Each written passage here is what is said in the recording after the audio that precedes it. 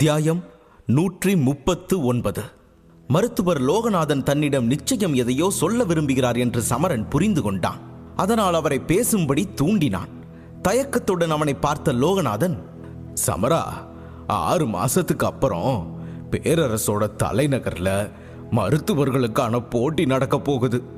உனக்கு நேரம் இருந்தா நீ அதுல கலந்துக்கணும்னு நான் நினைக்கிறேன். ஏன்னா அது உனக்கு ரொம்ப பயனுள்ளதா இருக்கும்னு எனக்கு தோணுது என்றார். மருத்துவர்களுக்கான போட்டியா? எனக்கு புரியலையே என்று குழப்பமாக கேட்டான் சமரன். லோகநாதன் அவனின் முகத்தை பார்த்து புன்னகைக்கத் தொடங்கினார். பின் அவனிடம் தெளிவாக விளக்க ஆரம்பித்தார். ஆமா சமரா, இது குணப்படுத்துபவர்களுக்கான போர். இதுல விராட ராஜ்யத்தோட மருத்துவர்கள் மட்டும் இல்ல, ஹீமவாகினியோட ஒவ்வொரு ராஜ்யத்துல இருக்கிற மருத்துவர்களும் பங்கேற்பாங்க. விராட பேரரசோட மிகப்பெரிய நிகழ்வுகள்ல இதுவும் ஒண்ணு.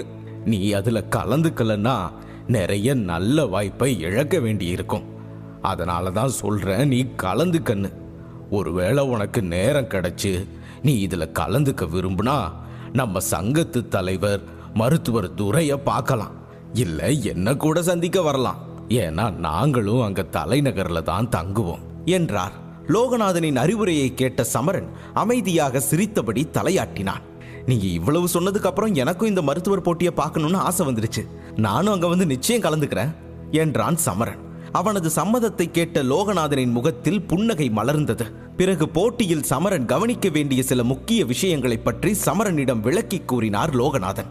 இருவரும் உரையாடலில் ஈடுபட்டிருந்த போது மருத்துவர் லோகநாதன் ஏலக்கூடத்திற்கு அனுப்பியிருந்த வேலைக்காரன் திரும்பி வந்தான். அதிர்ஷ்டவசமாக ஏலத்தில் 3வது தரவரிசை மந்திரக்கல் அவனுக்கு கிடைத்திருந்தது. அதை உடனே எடுத்து வந்தவன் சமரனின் கையில் கொடுத்தான். சமரன் தன் கைகளில் சிக்கிய மாயக்கல்லை நன்றாக பார்த்துவிட்டு அதை மோதிரத்திற்குள் வைத்தான். பின் அந்த கல்லிற்கான பணத்தை செலுத்துவதற்காக அவனிடமிருந்து ஒரு அட்டையை எடுத்தான். அந்த 3ஆம் தரவரிசை மாயக்கல்லின் விலை குறைந்தது 2 லட்சம் தங்க காசுகள் இருக்கும் என்று சமரன் நன்றாகவே அறிந்திருந்தான். அதனால் தன் அட்டையை எடுத்து வேலைக்காரனிடம் கொடுத்தான்.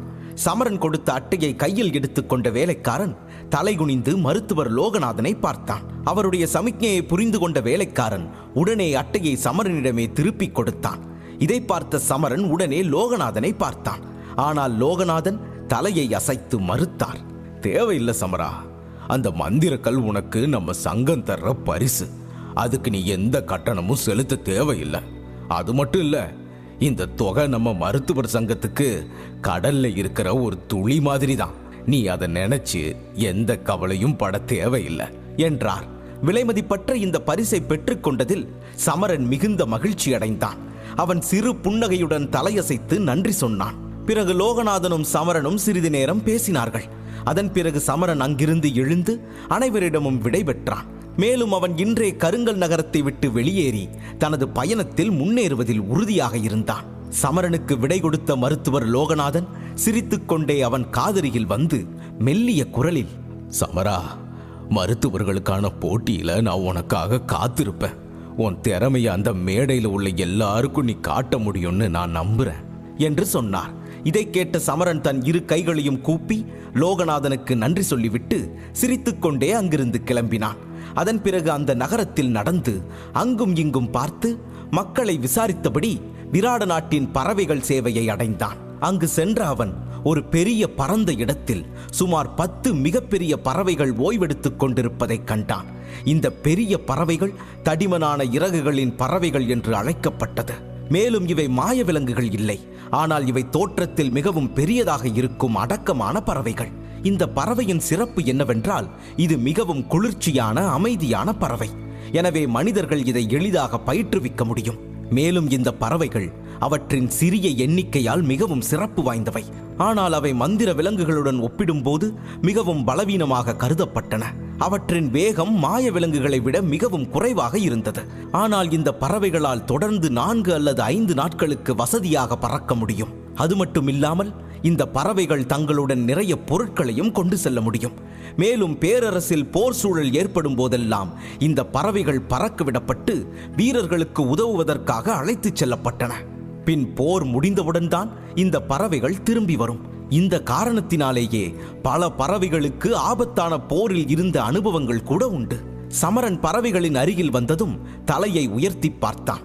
பறவைகளின் அருகே நீண்ட வரிசையில் மக்கள் இருப்பதை கண்டான். இந்த மக்கள் அனைவரும் அந்த பறவையின் மீது அமர்ந்து எங்காவது செல்ல விரும்பினர். சீருடை அணிந்த ஒரு நபர் அந்த பெரிய பறவையின் அருகில் நின்று அனைத்து மக்களின் பயணச்சீட்டுகளையும் சரிபார்த்து கொண்டிருந்தான். அந்த கூட்டத்தை பார்த்த சமரன் இடம் வலமாக தலையை ஆட்டினான்.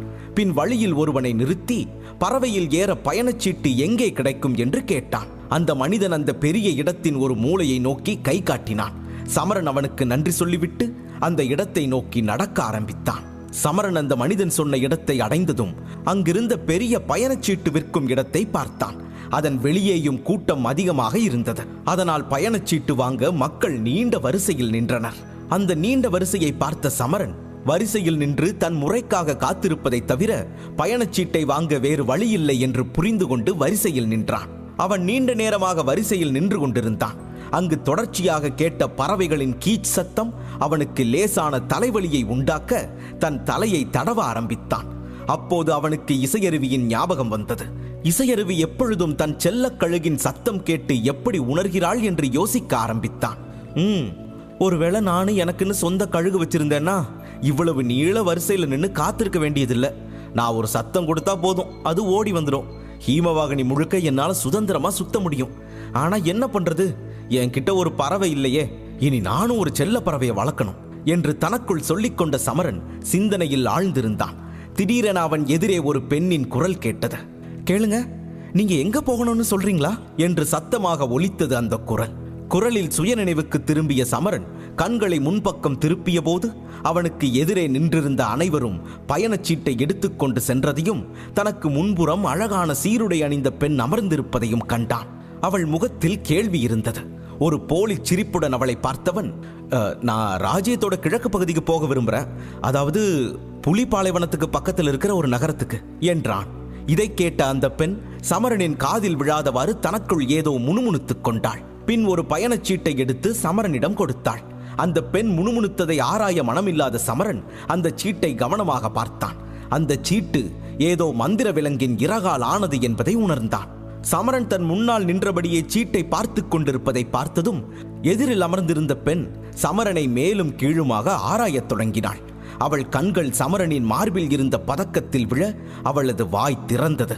அதிர்ச்சியுடன் சமரனை பார்த்தவள் தன்னை கட்டுப்படுத்தி கொண்டு, ஒரு நிமிஷம் இருங்க, நீங்க மருத்துவரா என்று கேட்டாள். சமரனும் உடனே அந்த பெண்ணை பார்த்து தலையசைத்து, ஆமா, அதுல ஏதாவது பிரச்சனை இருக்கா என்று புருவம் உயர்த்தி கேட்டான். இல்லை இல்லை இல்லை, எனக்கு எந்த பிரச்சனையும் இல்லை. ஆனால் விராட பேரரசின் விதிப்படி எல்லா மருத்துவர்களுமே இந்த பறவைகளோட சேவையை இலவசமாக பயன்படுத்திக்கலாம். அதனால தான் நான் கேட்டேன். அது மட்டும் இல்லை, இங்கே மருத்துவர்களுக்காகவே ஒரு சிறப்பு பறவை இருக்கு, அதை நீங்கள் உபயோகப்படுத்திக்கலாம். நான் அதோட பயணச்சீட்டை உங்களுக்கு தரேன் என்று அவசரமாக கூறினாள். பரவாயில்லையே, ஒரு மருத்துவராக இருக்கிறதுல இவ்வளவு நன்மைகள் இருக்கா என்று ஆச்சரியப்பட்டவன், இந்த சின்ன விஷயத்துல கூட மருத்துவர்களுக்கு எந்த பிரச்சனையும் வரக்கூடாதுன்னு இந்த அரசு பார்த்து பார்த்து கவனம் செலுத்துதே. ஒருவேளை இந்த நன்மைகளுக்காக தான் எல்லா மக்களுமே ஒரு மருத்துவராகணும்னு கனவு காண்றாங்களோ என்னவோ. ஆனா பரவாயில்ல, நான் அதை கனவா மட்டும் பார்க்காம குருவோட உதவியால ஒரு மருத்துவராகவும் மாறிட்டேன்.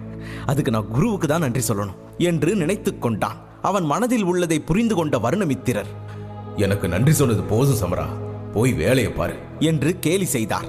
அதே நேரம் எதிரில் அமர்ந்திருந்த பெண் சமரனின் பயணச்சீட்டை மாற்றிக் கொடுத்தாள். சமரனும் திரும்பி அந்த வரிசையில் இருந்து வெளியேற ஆரம்பித்தான். அவன் பின்னாடி நின்றவர்கள் அந்த பெண் சொன்னதை கேட்டுவிட்டு சமரனை ஆச்சரியமாக பார்த்தனர். அவர்களுக்கும் இப்போதுதான் சமரன் மருத்துவர் என்று புரிந்தது. அந்த மக்கள் அனைவரின் பார்வையும் இப்போது சமரனின் மேல் மிகவும் மரியாதையாக விழுந்தது. இதை கண்ட சமரனுக்கு சிரிப்பு வந்தது. அப்போது ஒரு அழகான பெண் சமரனிடம் நடந்து வந்தாள். அவனிடம் இருந்த பயணச்சீட்டை பார்த்ததும் அழகாக புன்னகைத்து மருத்துவர்களுக்கான பகுதிக்கு அவனை அழைத்துச் செல்ல சமரனும் அவளை பின்தொடர்ந்து சுற்றிலும் கவனமாக பார்த்தபடி நடக்க ஆரம்பித்தான். சுமார் 5 நிமிடங்கள் நடந்த பிறகு சமரன் ஒரு பெரிய பறவையை பார்த்தான். அது அடர்த்தியான இறகுகள் கொண்ட பெரிய பறவை. சமரனின் கண்கள் பறவையின் உடலை விட்டு விலகி அதன் முகத்தை நோக்கி சென்றவுடன் அவன் கண்கள் விரிந்தது. அது சாதாரண பறவை அல்ல, பறக்கும் மாயப்பறவை. அதன் அருகில் வந்தவுடனேயே அதன் உடலில் இருந்து லேசான சக்திகள் வெளிப்படுவதை சமரன் உணர்ந்தான். அது 1ஆம் தரவரிசை மாய விலங்கு என்று புரிந்து கொண்டான்.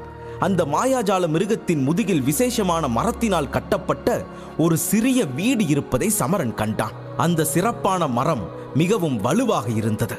ஆனால் அதே நேரத்தில் அது மிகவும் நெகிழ்வானது. அந்த வீட்டிற்குள் நுழைந்த சமரன் அந்த வீட்டில் 4 அறைகள் கட்டப்பட்டிருந்ததை பார்த்தான். அந்த 4 அறைகளில் 2 அறைகளில் ஏற்கனவே சிலர் அமர்ந்திருப்பதை வெளியில் இருந்தே பார்த்தான் சமரன். மேலும் அவர்களின் உடலில் இருந்த மாய அங்கி அவர்களை மருத்துவர்கள் என்று அடையாளம் காட்டியது. சமரனின் பார்வையை கண்ட அவன் அருகில் நின்ற பெண், இந்த மாயாஜால பறவை விராட ராஜ்யத்தோட கிழக்கு பகுதியில் இருக்கிற புலி பாலைவனத்தை ஒட்டி இருக்கிற ஒரு பாலைவன நகரத்துக்கு தான் செல்லும். நீங்க இதுல உங்க பயணத்தை தொடங்கலாம். உங்களோட பயணம் நல்லபடியா அமைய என் வாழ்த்துக்கள் என்றாள்.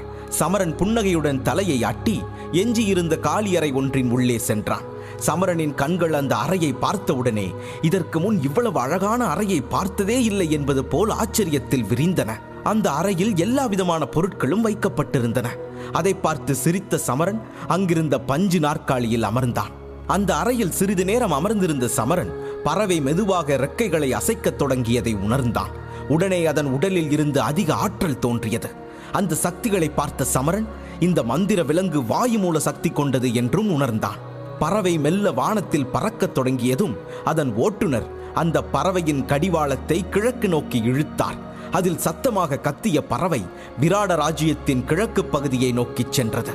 அதே சமயம் சமரன் அந்த அறையில் ஜன்னல் அருகே அமர்ந்து பறவை கடந்து செல்லும் மேகங்களை பார்த்து கொண்டிருந்தான். அதை பார்த்து கொண்டிருந்த சமரனின் மனதில் திடீரென்று ஒன்று தோன்றியது.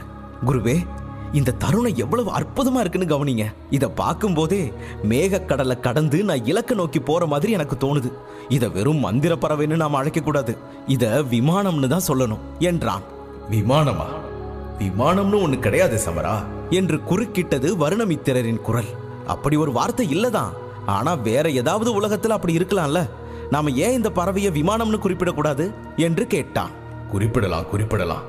ஆனா நீ உன் பயணம் முழுக்க இத பத்தியே யோசிச்சு இதுக்கு ஏதாவது பேர் வைக்க போறியா, இல்ல உருப்படியா ஏதாவது பண்ண போறியா என்ற வருணமித்திரர் மோதிரத்தில் இருந்தபடியே சமரனை கேலியாக பார்க்க, அவரை பார்த்து அசடு வழிந்த சமரன் தரையில் அமர்ந்து கண்களை மூடிக்கொண்டு தன் சக்திகளுக்கு பயிற்சி அளிக்க ஆரம்பித்தான். கருங்கல் நகரத்திலிருந்து கிழக்கு பகுதிக்கு உள்ள தூரம் மிக அதிகம் என்பது சமரனுக்கு நன்றாகவே தெரியும். இந்த மந்திர பறவையின் வேகம் அதிகமாக இருந்தாலும் அங்கு சென்றடைய குறைந்தது 3 நாட்களாவது ஆகும். அதனால் நேரத்தை வீணாக்காமல் அதை பயன்படுத்தி கொண்டு பயிற்சி செய்ய ஆரம்பித்தான் சமரன். நேரம் மெல்ல கடந்தது. பகல் இரவாக மாறத் தொடங்கியது. அதன் காரணமாக சில நேரத்திற்கு முன் அவன் அருகில் ஒட்டியிருந்த மேகங்கள் நிறைந்த நீலவானம் இப்போது இரவின் இருளாக மாறியிருந்தது. அப்போது திடீரென சமரன் சில விசித்திரமான ஒலிகளை கேட்டான். அதனால் அவன் கண்கள் உடனடியாக திறந்தன. அப்போது அவன் அறையில் வைக்கப்பட்டிருந்த பெரிய பளபளப்பான முத்துக்கள் மின்னுவதைக் கண்டான். அதனால் அந்த அறையில் இருந்த இருளின் தடயங்கள் அனைத்தும் மறைந்தன. சமரன் சிரித்துக்கொண்டே ஆழ்ந்த மூச்சை விட்டான். அப்போது அவனது பக்கத்தில் அறையில் இருந்து ஏதோ குரல்கள் கேட்க ஆரம்பித்தன. அந்த குரல் பக்கத்து அறையில் சில மருத்துவருடன் இருந்த ஒரு பெண்ணின் குரல். அந்த குரல்களின் சத்தம் மெல்ல மெல்ல அதிகமாயின. அதனால் சமரன் கோபத்துடன் காதை மூடிக்கொண்டான். பின் தன் தலையை அசைத்து தலையணைகளை தலையில் கட்டிக்கொண்டான்.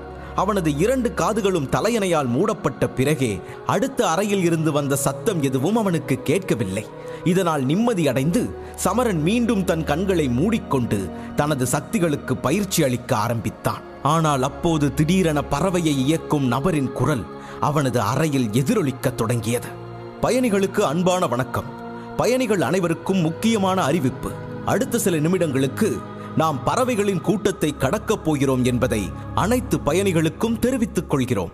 அதனால் அனைவரும் அந்தந்த இடங்களிலேயே சரியாக உட்கார்ந்து கொள்ளுமாறு கேட்டுக்கொள்ளப்படுகிறது. ஏனெனில் இந்த பயணத்தில் நீங்கள் சில அதிர்வுகளை உணர நேரிடலாம். அதற்காக நாங்கள் உங்களிடம் மன்னிப்பு கேட்டுக்கொள்கிறோம். இது இந்த தடத்தில் அடிக்கடி நடக்கும் நிகழ்வுதான். அதனால் எங்களால் சமாளிக்க முடியும். மேலும் உங்களுக்கு நல்ல பயணம் அமையும் என்று நாங்கள் உறுதியளிக்கிறோம். எப்போதும் போல விராட நாட்டின் பயணிகள் சேவை மருத்துவர்களான உங்கள் அனைவரையும் சரியான நேரத்தில் கொண்டு சேர்க்கும் என்று உறுதியளிக்கிறது என்றது அந்த அறிவிப்பில் கொடுக்கப்பட்டுள்ளது.